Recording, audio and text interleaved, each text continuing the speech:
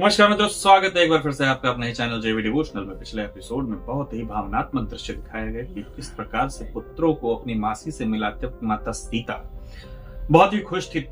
उसके सहसा तुरंत बाद ही जब सारी बहनों ने ये बोला कि लव धीर गंभीर दिख रहा है जीजाश्री की तरह और कुछ जो है वो चंचल है आपकी तरह, तो कहीं ना कहीं माता सीता बहुत उदास हुई और उनको अपने बच्चों की चिंता सताने लगी। तो ये वचन लेते हुए अपने तीनों बहनों से कि मेरे ना रहने पर या मेरी गैर मौजूदगी में आप इन तीनों को मेरी कमी खलने नहीं देंगे, क्योंकि उन्हें ज्ञात है इसकी हाँ पुत्रों को समर्पित करने के बाद पिता के पास, उसके बाद मेरा यहाँ जीवन काल समाप्त हो जाएगा। माता धरती माता से उन्होंने ऐसा वचन दे रखा है। अभी ये चीज प्रभु श्री राम जी को ज्ञात नहीं है, ना ही उनके परिवार को, लेकिन कहीं ना कहीं नियति अंदेशा दे रही है उनको ये चीज का, लेकिन वो नियति की ओर ही जा रहे हैं। और यह वह जो राम रच रखा है।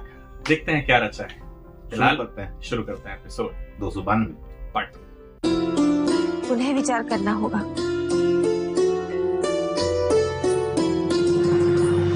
कहीं ऐसा ना हो कि तुम्हारा निर्णय किसी अपशगुन का कारण बन जाए। माँ, सीते और हमारे पुत्र पहले उन अपराधों का दंड भोग चुके हैं जो उन्होंने कभी किया ही नहीं। क्या चाहते हैं आप? वे यूं ही इस प्रकार दुख भोगते रहे? क्या ये उचित होगा मां? इतने वर्षों के पश्चात हमें प्रायश्चित का एक अवसर मिला है, तो क्या मैं उसे यूं ही जाने दूं मां? और वो भी केवल एक दुस्वप्न के कारण? सत्य है, उस दुस्वप्न से मैं व्याकुल हुआ था, किंतु यदि उसके कारण मैंने अपना निर्णय परिवर्तित कर दिया तो यथार्थ किसी भी दुस्वप्न से अधिक दुखदायी होगा मां। केवल मेरे लिए नहीं, अभी तो इस राजभवन में सभी के लिए। किंतु गुरुदेव ने लव कुश को लाने के लिए मना नहीं किया है। हम लव और कुश को अयोध्या में ला सकते हैं, केवल सीता को लाने के लिए मना किया है। गुरु वशिष्ठ ने ग्रह नक्षत्रों की स्थिति और अपनी दिव्य शक्ति से किसी अनिष्टता का आभास किया है। हमें उसे गंभीरता से लेना होगा राम। मां, यदि मैं लव और कुश को सीते से अलग कर दूंगा तो ये मात्र सीते पर अत्याचार नहीं होगा, अपितु लव कुश के साथ भी बहुत बड़ा अन्याय होगा मां। राम, ऐसा सोचो कि यदि तुम्हारे निर्णय से सीता के जीवन पे कोई संकट आ गया तो क्या तुम इस सत्य के साथ जी पाओगे? मां, ये एक अंतिम अवसर है मेरे प्रायश्चित का। क्या यही चाहते हैं आप कि मेरे और सीते का मिलन कभी ना, हमारे दुखों का अंत कभी ना?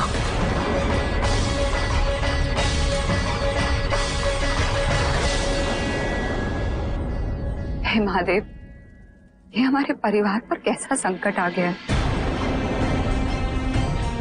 राम और सीता की पीड़ा का अंत कब होगा?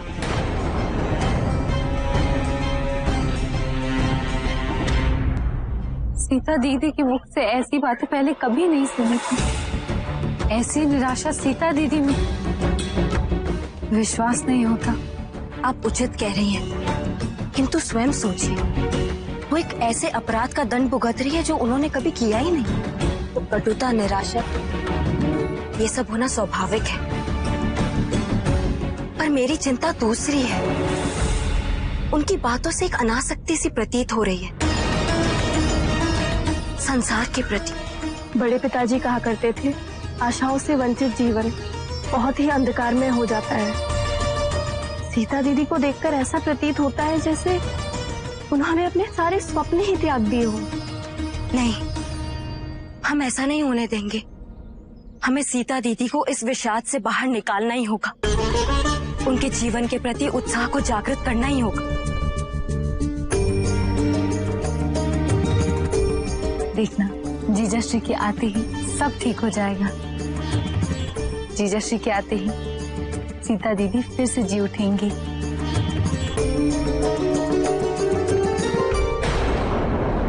नहीं प्रभु, ऐसा नहीं हो सकता। माता सीता पर कोई संकट नहीं आ सकता। हनुमान,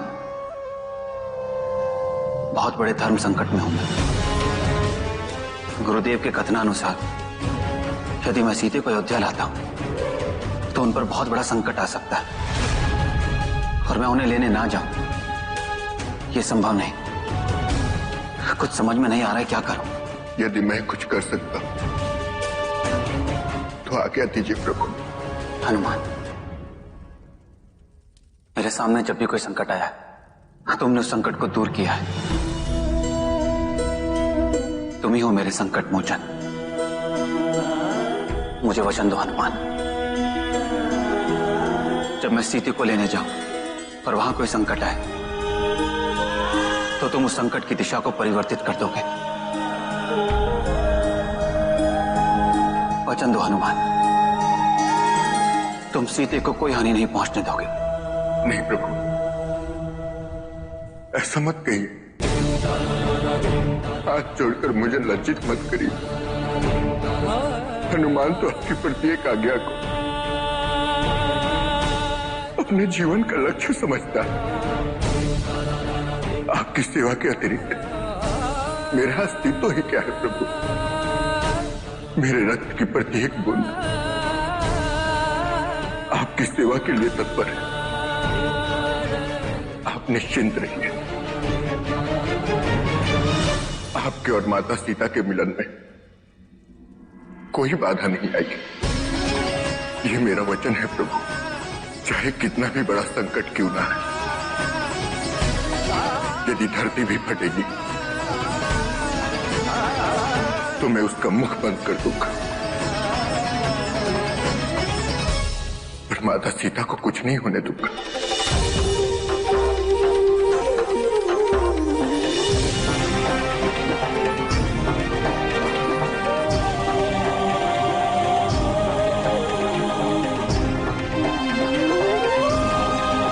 मैं सीते को लेने अवश्य जाऊंगा। तुम सब मुझे कहाँ लेकर जा रही हो? चलिए ना दीदी।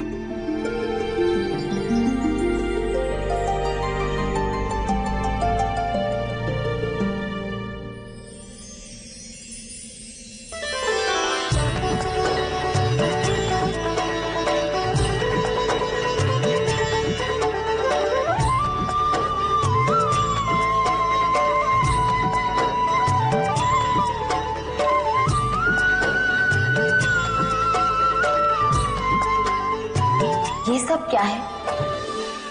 दीदी, आज हम आपकी एक भी नहीं सुनेंगे।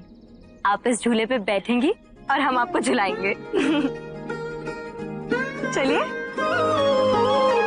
देवी समान ये जनक सुताए, सिया सखी बन झूला झूलाए।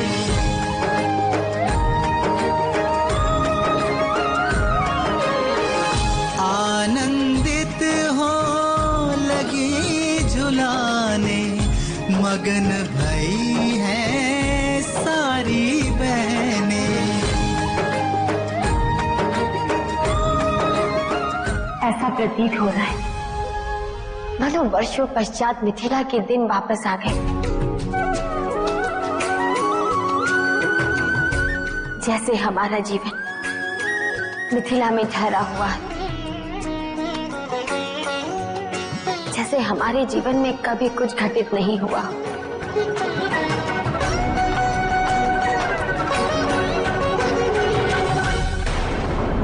चले रघुराई सियालिया बने, अवधपुरी की शोभा बढ़ाने। राजमहल सोना बिन सीता, 12 वर्ष है युग सम बीता। ऐसा प्रतीत हो रहा है मानो वर्षों पश्चात मिथिला के दिन वापस आ गए। जैसे हमारे जीवन में मिथिला में ठहरा हुआ है, जैसे हमारे जीवन में कभी कुछ घटित नहीं हुआ। चले रघुराई सियालिया बने, अवधपुरी की शोभा बढ़ाने। राजमहल सोना बिन सीता, 12 वर्ष है युग सम बीता।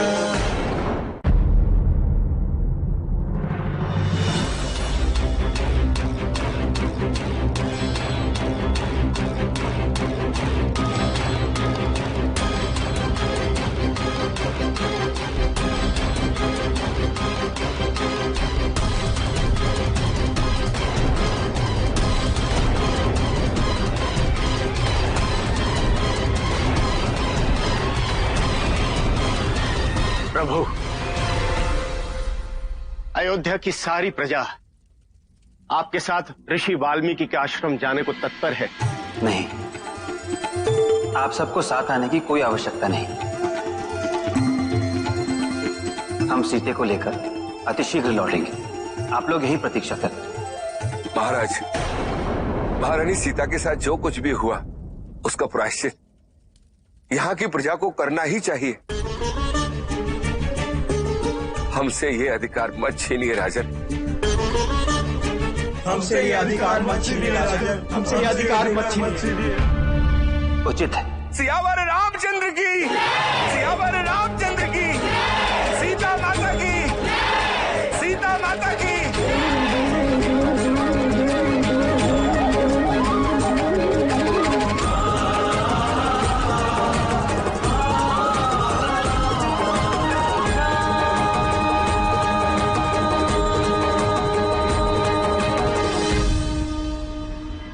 राम, मैं तुम्हारे इस निर्णय का स्वागत करता हूं पुत्र। यद्यपि दुर्भाग्यवश मैं ये स्पष्ट देख पा रहा हूं कि तुम्हारे इस निर्णय का परिणाम तुम कभी स्वीकार नहीं कर पाओगे पुत्र, कभी सहन नहीं कर पाओगे। तथापि मैं अपने हृदय से तुम्हें आशीर्वाद देता हूं कि तुम नियति के इस क्रूर चक्र को तोड़कर सीता को उसका सम्मान लौटा सको, उसे एक नया जीवन दे सको।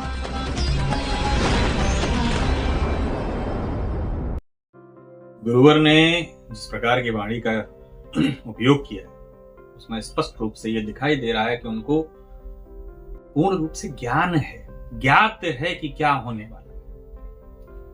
और जब आपको इतना ज्ञात हो कि सामने क्या होने वाला है, उसके उपरांत भी आपको साथ देना पड़े, बड़ा ही मतलब अजीबोगरीब स्थिति। स्पष्ट तरीके से उन्होंने कहा कि इसके पश्चात जो होगा, इस निर्णय के पश्चात जो होगा, तुम अपने आप को कभी क्षमा नहीं कर पाओगे और क्षमा नहीं कर पाएंगे। लेकिन फिर भी मैं अपना आशीर्वाद देता हूं कि इस चक्र को तुम तोड़ सको और वो सम्मान माता सीता को दे सको, उनको मिल जाए।